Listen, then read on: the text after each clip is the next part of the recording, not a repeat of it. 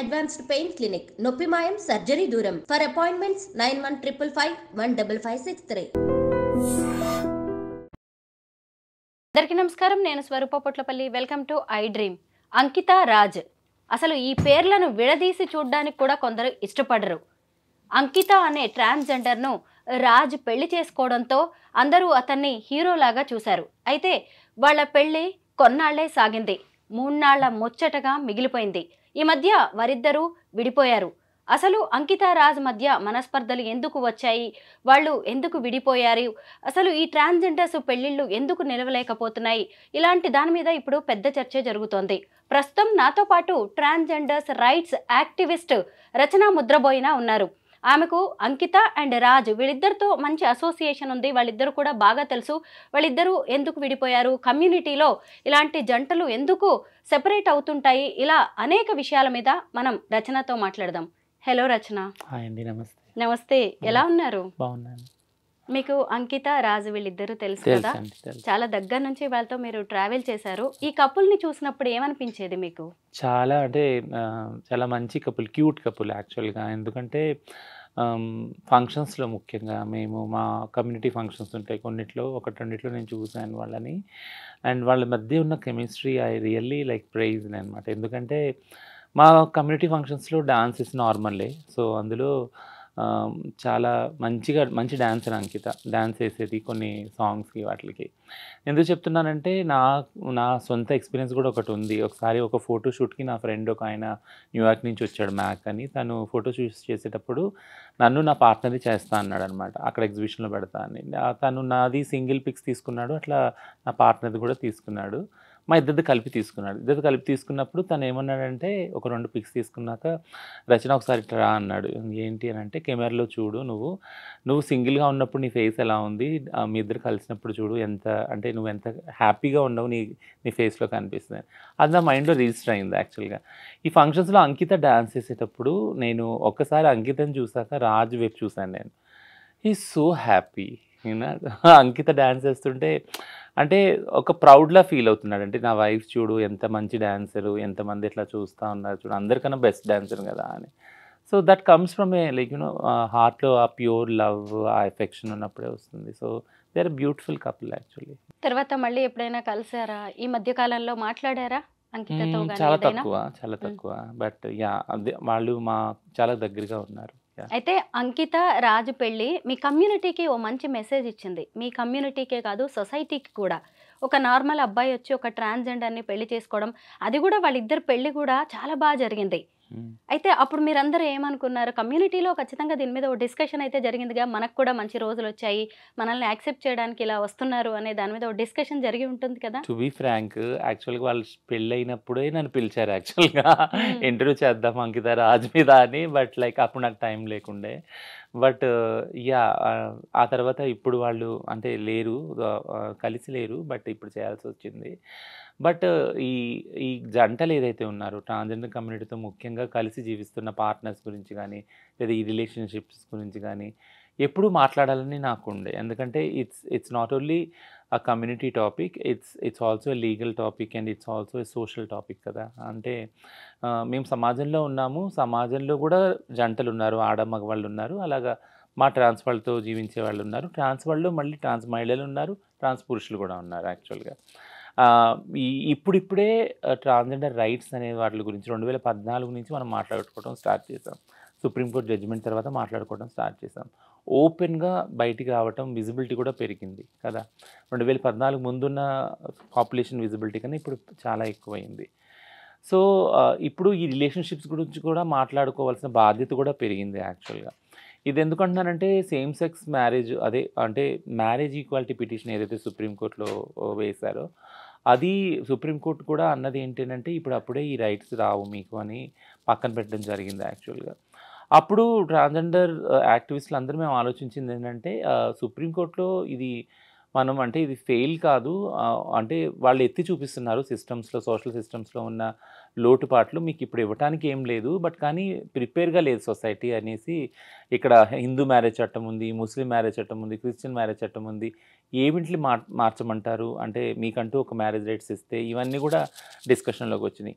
అప్పటికి కూడా ఎవరైతే మెయిన్ లీడర్స్ ఉన్నారో లాయర్స్, ఇద్దరు లెస్బియన్ కపుల్స్ అరుంధతి కర్జు వీళ్ళు వాళ్ళు దే ఆర్ లైక్ వాళ్ళు ఆ సుప్రీంకోర్టులో అది లైవ్ టెలికాస్ట్ చేశారు యాక్చువల్గా.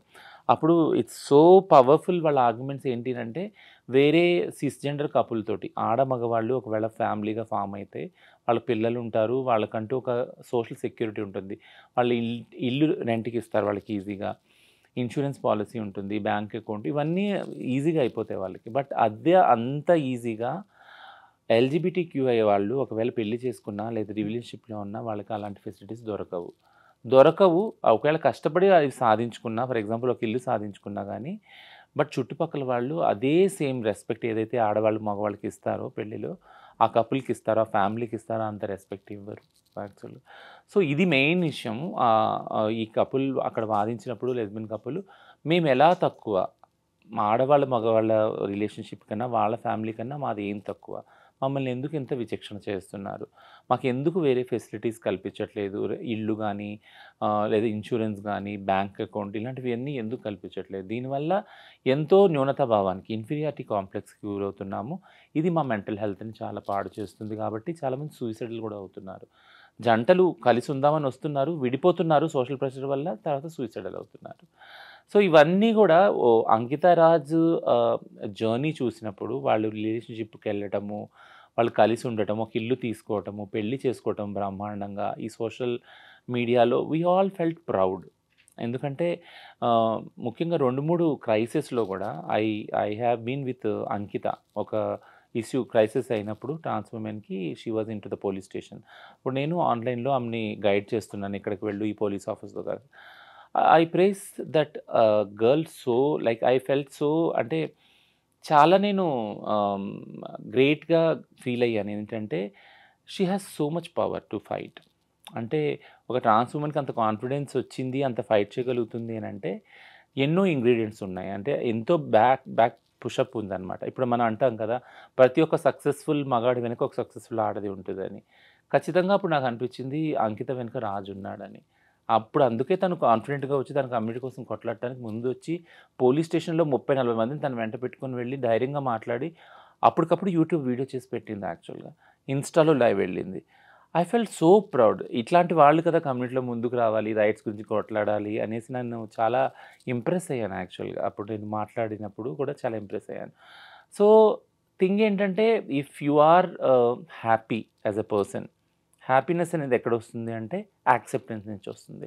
అంకిత రాజ్ మధ్య ఒక ప్రేమ రిలేషన్షిప్ ఏదైతే ఉందో అది ఈక్వల్ యాక్సెప్టెన్స్ నుంచి వచ్చింది, బ్యాక్గ్రౌండ్ నుంచి. So that's a beautiful acceptance. అంటే జెండర్ని స్టీరియోటైప్ జెండర్ని క్రాస్ చేసుకొని ఆడైనా మగైనా నీ సెక్షువాలిటీ ఏదైనా కానీ అవన్నీ పక్కన పెట్టి నువ్వు ఒక మనిషివి నేను ఒక మనిషిని, మన ఇద్దరం కలిసి జీవిద్దాం, ఒక చోట దీవిద్దాము, బ్యూటిఫుల్ లైఫ్ని మనం డిజైన్ చేద్దామని వాళ్ళ ఏదైతే సంకల్పం ఉందో that it self is a very beautiful thing కదా. అది మెయిన్ స్ట్రీమ్ స్టీరియోటైపింగ్కి అగేనెస్ట్గా వెళ్ళి ఛాలెంజ్ చేసి వాళ్ళకి చూపించిన రిలేషన్షిప్ అది. And we must all praise that relationship. Yeah, Ankita Raj పెళ్ళి అనేది ఒక న్యూస్ ఎంత అయిందో ఇప్పుడు వాళ్ళిద్దరూ సెపరేట్ అవ్వడం కూడా ఒక పెద్ద డిస్కషన్ అయితే దీని మీద నడుస్తుంది. అయితే అంకితా రాజ్ ఎందుకు విడిపోయారనే దాని మీద ఎవరికి కూడా ఒక క్లారిటీ రావట్లేదు. అయితే ఎందుకు వీళ్ళు వెళ్ళిపోయారు విడిపోయారు అనే దాని గురించి చాలామంది తెలుసుకోవాలనుకుంటున్నారు. నిన్న తను ఒక వీడియో పెట్టింది, నేను ఈ ఇల్లు ఖాళీ చేసి కొత్త ఇంటికి వెళ్తున్నాను, 7 ఏళ్ళు ఇందులో ఉన్నాను, ఈ ఇల్లు నాకు చాలా గుడ్ మెమరీస్ ఇచ్చింది, లవ్లీ మెమరీస్ ఉన్నాయి నాకు, అలాగే కొంత సాడ్ కూడా ఇచ్చింది అని చెప్పేసి తను చెప్తుంటే అందరికీ అర్థమైపోయింది అనమాట ఆ సాడ్ ఏంటి అనేది. వీళ్ళిద్దరు ఎందుకు విడిపోయారు, రీజన్స్ ఏంటంటారు? సో రీజన్స్ అనేవి పర్సనల్ రీజన్స్ యాక్చువల్గా. వాళ్ళు అంటే అది బయట పెట్టలేదు. బట్ ఈ రిలేషన్షిప్ వాళ్ళు అంటే బ్రేకప్ అనను, అంత పెద్ద మాట కూడా వాడను. బట్ వాళ్ళు వేరువేరుగా జీవించాలి అనుకుని నిర్ణయం తీసుకున్నప్పుడు అంకిత వీడియో చేసి పెట్టింది ఇన్స్టాలో. And I have all respect to this women because ఎందుకంటే నేను ఎప్పుడు చెప్తాను ఇంటర్వ్యూస్లో ఆడమగవాళ్ళు కూడా ఒక డిసిప్లిన్ ఉండదు రిలేషన్షిప్స్లో కదా. పెళ్ళి చేసుకోవడం కానీ కలిసి జీవించడం కానీ అనుకుంటారు ఉంటారు, బట్ అనుకున్నప్పుడు ఉన్న ఆ ఎనర్జీ, ఆ డిసిప్లిను విడిగా బతుకుతాం అనుకున్నప్పుడు కనపడదు యాక్చువల్‌గా. ఆ ఇంట్రెస్ట్ కూడా కదా! బట్ ఉండాలి. సో, ఈ టర్మ్స్ తోటి మన ఇద్దరం కలిసి జీవిద్దాము. ఒకవేళ టర్మ్స్ వర్కౌట్ అవ్వకపోతే మీరు మీ దారిలో, నేను నా దారిలో వెళ్ళిపోయి మనం హ్యాపీగా జీవించొచ్చు. ఇద్దరి ఆలోచనలు కలవట్లేదు కాబట్టి, మనోభావాలు కలవట్లేదు కాబట్టి. సో, ఆ అండర్‌స్టాండింగ్ ఈ కపుల్‌లో కనపడింది యాక్చువల్‌గా. వేరుగా జీవిద్దాం అనుకోని ఆమె చేసి, లేదు నేను విడిగా జీవించాలనుకుంటున్నాను, తను విడిగా జీవించాలనుకుంటున్నాను. అండ్ ఈ అబ్బాయి కూడా చాలా రెస్పెక్ట్‌గా పెట్టాడు. నేను అంటే మేము కలిసి ఉండట్లేదు ప్రస్తుతానికి. బట్ ఫ్యూచర్‌లో ఛాన్సెస్ ఉందేమో కలవటానికి. అది మాత్రం నేను ఓపెన్‌గా ఉంచుతున్నానండి. ఎంత బ్రాడర్ పర్స్పెక్టివ్ వీళ్ళది కదా! I praise really both of them. అంటే ఆ విజ్ఞతని మీరు చూపించగలిగారంటే, ఏదైతే మీరు సమాజానికి మీ పెళ్లి ద్వారా మీ living relationship let it be a short span అయినా గానీ చూపించారు ఒక పద్ధతిని. వేరుగా జీవించడంలో కూడా ఆ డిసిప్లిన్‌ని I really praise both of them. So, ఆ పర్సనల్ రీజన్‌కి వెళ్తే వాళ్ళిద్దరికీ తెలుసు. ఆ స్పేస్ కూడా మనది కాదు కాబట్టి దాన్ని ఆక్యుపై చేయొద్దు. వాళ్ళకే వదిలేద్దాం అది. సో, ఇలాగా ఒక అండర్‌స్టాండింగ్‌తో విడిపోయి విడిపోవడం అనుకున్న వేరుగా జీవించాలని వాళ్ళు అనుకున్నారు. ఆ రోజు నుంచి జీవిస్తా ఉన్నారు. సో, మీరిప్పుడు అన్నట్టు అంటే నాకు తెలిసిన అబ్జర్వేషన్ ప్రకారం ఎప్పుడైతే విడిగా జీవిస్తున్నారో అంకిత తన ట్రాన్సిషన్స్ వీడియోస్ పెడుతుంది. ఆ అబ్బాయి కూడా బాధపడిన కొన్ని వీడియోస్ పెట్టాడు. ఈ అమ్మాయి మళ్ళీ ఇల్లు ఖాళీ చేసిన వీడియోస్ ఇవన్నీ పెట్టింది. సో, ఇదంతా ఏంటి అనంటే ఏ రిలేషన్‌షిప్‌లో ఉన్న వాళ్ళు ఏదైతే వాళ్ళ పాస్ట్ ఇవున్నాయి, మెమరీస్ ఉన్నాయి, స్వీట్ మెమరీస్. అవన్నీ రీవిజిట్ అవుతారు. అనుకోకుండా కూడా అది ఆ ప్లేస్‌కెళ్ళినా వాళ్ళ తాలూకు సంబంధించిన బట్టలు, ఆ హోటల్స్, ఆ ప్రదేశాలు ఏదైనా గానీ ఆ జ్ఞాపకాలను తీసుకొస్తది కాబట్టి ఇట్స్ అ కామన్. సో, ఆహ్, కలవటం, కలిసి జీవించడం ఎంత కష్టమో విడిపోవడం కూడా అంతే కష్టం యాక్చువల్‌గా. మనం ఎవరిని డిఫైన్ చేయము. వెంటనే వెళ్ళి సాడ్ స్టేటస్‌లు ఇవన్నీ పెట్టేసుకొని ఇవన్నీ చేస్తారు చాలామంది యాక్చువల్‌గా. బట్ వీళ్ళు అంతే డిసిప్లిన్ తోటి కలిసి వేరువేరుగా జీవిస్తున్నారు. బట్ నాకు స్ట్రాంగ్‌గా ఐ బిలీవ్ లైక్ ఫ్యూచర్‌లో ఛాన్స్ లేదని ఆ అబ్బాయి ఏదైతే అన్నాడో అది I think it gives some hope like అంటే ఫ్యూచర్‌లో కలవచ్చేమో అన్న హోప్. కలిస్తే బావుండని కూడా నేను పర్సనల్‌గా అనుకుంటున్నాను యాక్చువల్లీ. యాహ్! రచన, నేను అంకిత అండ్ రాజ్ వీళ్ళిద్దరూ కలిసి ఇచ్చిన ఇంటర్వ్యూస్ చాలా చూసాను.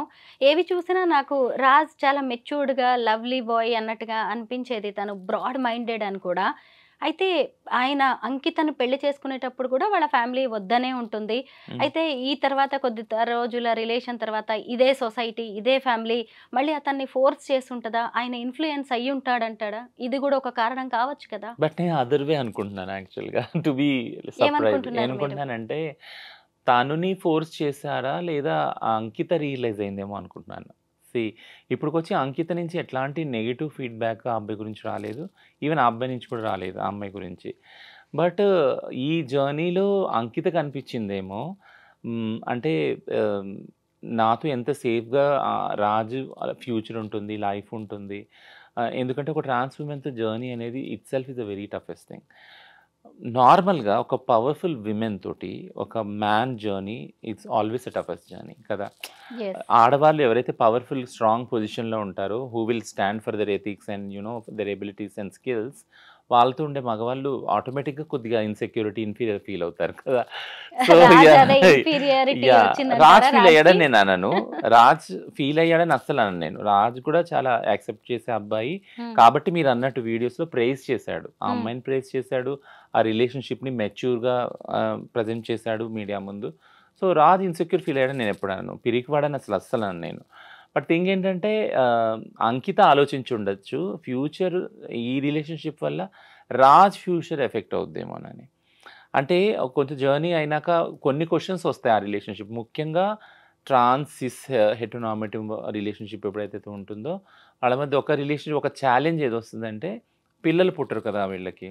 పిల్లలు పుట్టినప్పుడు ఆహ్, ఎవరు కేర్ టేకర్ ఉంటారు ముసలి వయసు వచ్చాక ఈ రిలేషన్‌షిప్‌లో. ఇది ఎల్‌జిబిటీ కపుల్స్‌లో ఎప్పుడూ ఉండే ఛాలెంజ్ ఒకటి క్వెషన్ మార్క్ యాక్చువల్లీ. ఈ క్వెషన్‌కి ఆన్సర్ దొరకదు యాక్చువల్‌గా. ఎందుకంటే మామూలు సిస్‌జెండర్ కపుల్‌లో కూడా పిల్లలు లేని వాళ్ళు ఎవరు చూస్తారు? ఎవరు చూడరు. పిల్లలు ఉన్నోళ్ళు కూడా ఆ పిల్లలు చూస్తారని నమ్మకం కూడా లేదు కదా మనకి. సారీ. సో, అదే విధంగా ఎల్‌జిబిటీ కపుల్స్‌లో అయితే పిల్లలే లేరు. అడాప్ట్ చేసుకోవాలి మహా అయితే. అడాప్ట్ చేసుకున్న వాళ్ళు కూడా చూస్తారా లేదా? సో ఇదంతా కూడా ఉంది. సో ఆ సెక్యూరిటీ ఏదైతే ఉందో ఆ రిలేషన్‌షిప్‌లో సేఫ్టీ ఫీల్ అవ్వనప్పుడు, ఒకళ్ళ గురించి ఒకళ్ళు అమితంగా ప్రేమించుకున్నప్పుడు, అంటే ఇప్పుడు నా తర్వాత ఎవరు చూస్తాను నేను? ఫర్ ఎగ్జాంపుల్ మా అమ్మ ఉండేది. మా అమ్మ ఎప్పుడూ ఒక బాధపడేది ఏంటనంటే, నా కొడుకు అదే ఇలా ట్రాన్స్‌గా మారాడు. నేను చనిపోయాక ఎవరు కేర్ చేస్తారు అనేది బాధపడేది మా అమ్మ. సో, అదే బాధ ఒక ప్యూర్ లవ్‌లో తీసుకున్నప్పుడు అమ్మ love is the universal love కదా! Unconditional love. అట్లా ఒక రిలేషన్‌షిప్‌లో తీసుకున్నప్పుడు ఇప్పుడు నేను అంకిత వైపు నుంచి నేనేం ఆలోచిస్తా ఉన్నానంటే యాక్చువల్లీ నన్ను నేను పెట్టుకొని, she might have thought that నేను ఒకవేళ ఈ రిలేషన్‌షిప్‌లో తిను ఒకవేళ చాలా అంటే చాలా కష్టాలను ఫేస్ చేస్తే, ఖచ్చితంగా రాజు కష్టాలు ఫేస్ చేసుంటాడు. ట్రాన్స్ విమెన్‌తో ఉండడం అంటే ఈజీ జర్నీ కానే కాదు. చుట్టుపక్కల ఉన్నవాళ్ళు డే 1 నుంచి మార్నింగ్ నుంచి మేమెంత వివక్షత ఎదుర్కొంటున్నామో దానికి ఐదింతలు, పదింతలు వాళ్ళు ఎదుర్కొంటారు. కిందకి వచ్చినప్పుడు నేను చెప్తున్నాను నా పార్ట్నర్ ఎక్స్‌పీరియన్స్ కిందకి వచ్చినప్పుడు బైక్ తీస్తా ఉంటే, "ఏంటి? ఎందుకున్నావు? ఈ రిలేషన్‌షిప్ నీకు అమ్మాయి దొరకలేదా? నువ్వు ఇంపార్టెంట్‌వా? నువ్వు మగోడివి కాదా? మగతనం లేదా?" ఇట్లాంటి క్వెషన్స్ యాక్చువల్లీ. అది మొదలుకొని ఎళ్ళిన ప్రతి సింగిల్ స్పేస్‌లో కూడా క్వెషన్ చేస్తారసలు. నీకు వేరే ఆడవాళ్ళు దొరకలేదా? ఇక్కడెందుకుంటున్నావు? ఇయన్నీ బ్రెయిన్ వాషింగ్ ఉంటది. బట్ దీన్నంతా మేము ఫేస్ చేయగలం యాస్ ఎ ట్రాన్స్. మమ్మల్ని అడగరు కూడా యాక్చువల్‌గా. వాళ్ళు ఫేస్ చేయగలరా?